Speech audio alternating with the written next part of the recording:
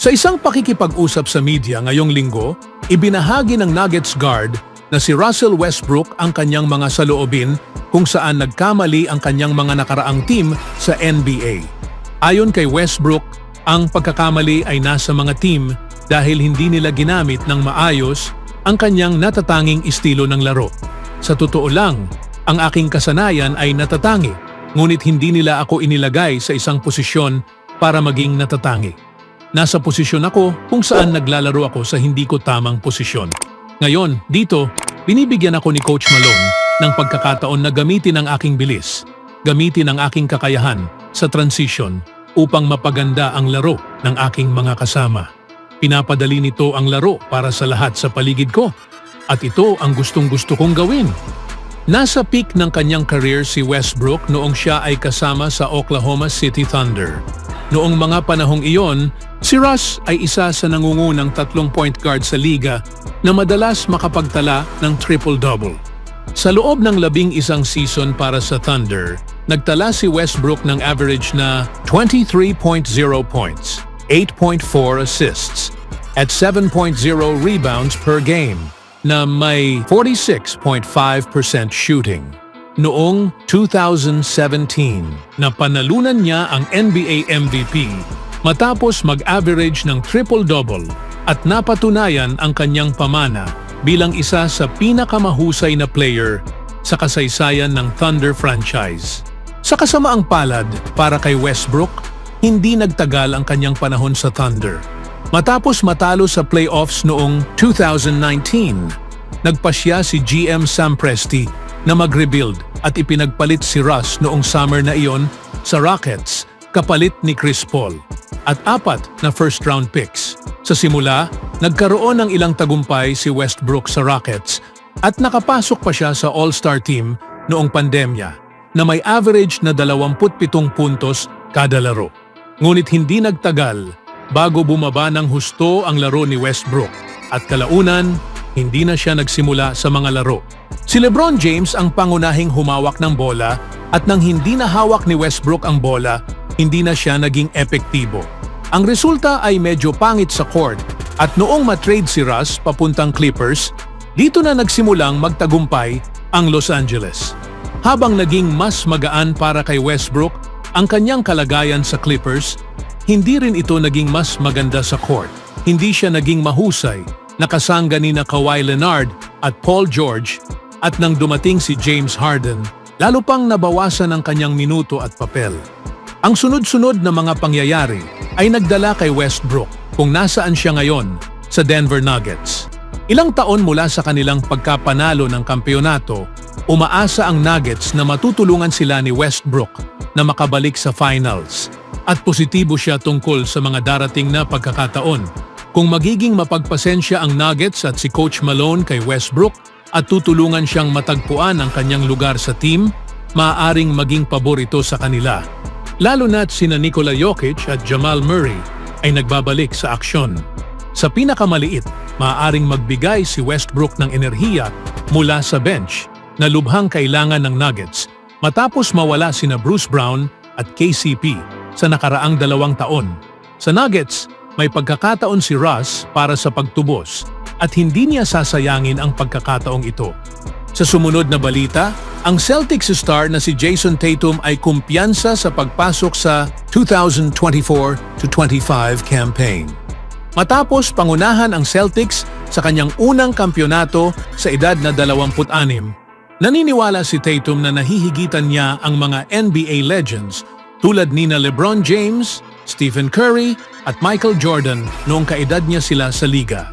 Sa tingin ko, maraming mga tao ay tulad ng, "Oh, siya ay out para sa paghihigante?" Hindi ko akalain na ganyan ang tingin ni Jason. Siya ay tulad ng, "Ihambing ang aking resume sa 27 kay Michael Jordan na hindi kailanman nanalo ng isa sa 27. Ihambing ito kay LeBron na nanalo ng isa. Ikumpara mo kay Steph na nagkaroon ng isa," sabi ni Coach Hanlon ni Tatum sa isang chat sa ESPN. Walang alinlangan na si Tatum ay isa sa pinakamahuhusay na player ng NBA ngayon. Ngunit kapag all-time ang usapan, ang kanyang resume ay hindi tumutugma sa resume ni na LeBron, Michael o Steph Curry noong sila ay 27 taong gulang at nagsisimula pa lamang sa kanilang prime. Si Michael Jordan ay isang beses MVP, isang beses Defensive Player of the Year, 5 beses All-NBA. Si LeBron James naman ay isang 3 beses MVP, isang beses Final MVP, 8 beses All-NBA.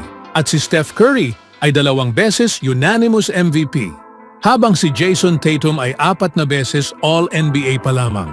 Bilang 3rd overall pick of 2017. Mataas ang inaasahan para kay Tatum sa simula pa lang. Mula nang magkasama, siya at ang kanyang co-star, si Jaylen Brown, ay naatasang manguna sa Celtics tungo sa kaunlaran sa silangan at iyon mismo ang kanilang nagawa. Noong nakaraang season, matapos makuha ang pinakamahusay na record sa NBA, nanalo sila sa lahat ng 4 na round ng playoffs upang mapanalunan ang kanilang unang kampyonato mula noong 2008.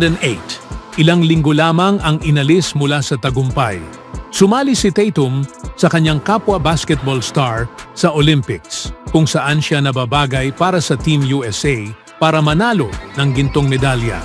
Sa kabila ng ilang kontrobersya sa kanyang oras ng paglalaro, nasiyahan si Tatum sa kanyang karanasan na manalo ng ginto at ginawa nito ang perpektong paglipat sa paparating na season, kung saan muling pinapaboran ang Celtics na manalo sa lahat.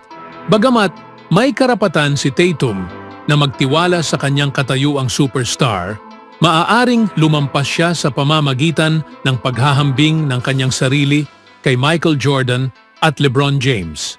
Sa edad ni Tatum, si Michael ay isa ng 1 beses MVP, Defensive Player of the Year, at 5 beses All-NBA player. Si LeBron James ay isang 3 beses MVP, 1 beses Finals MVP, at 8 beses All-NBA player. Maging si Stephen Curry ay may ilang hardware sa puntong ito na may kampyonato at 2 unanimous na MVP. Hindi tulad ni Tatum, hindi palaging may nakasalansan na roster sina LeBron at Michael para i-backup siya sa bawat paglalaro. Kinailangan ng maraming taon upang makuha ang kanilang mga team sa isang posisyon sa kampyonato. Samantalang si Tatum ay sapat na mapalad na madraft ng isa sa pinakamatagumpay at mahusay na pinapatakbo ng mga organisasyon sa sports.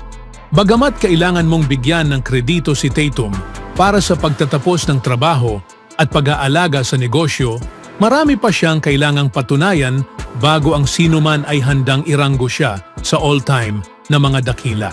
Dagdag pa na may 2 playoff upset losses sa ilalim ng kanyang sinturon, ang kaso ay maaaring gawin na si JT ay nag-iwan ng ilang singsing sa mesa sa kanyang 7-year NBA stint.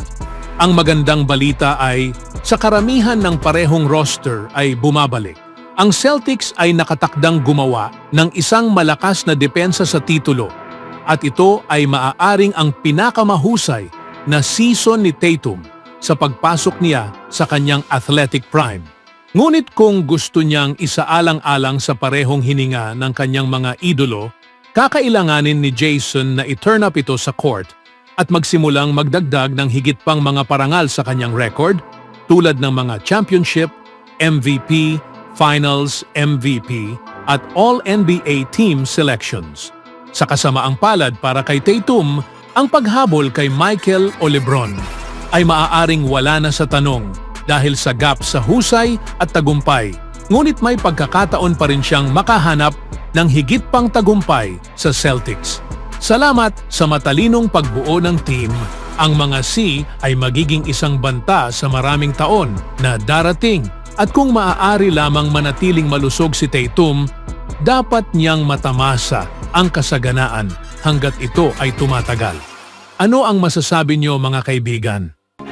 Always do it on my own, so I gotta get through it. And the only thing I know is to love what I'm doing. Never give up, never slow, till I finally prove it. Never listen to the no's, I just wanna keep moving. Keep my head up when I act, head up, that's a fact.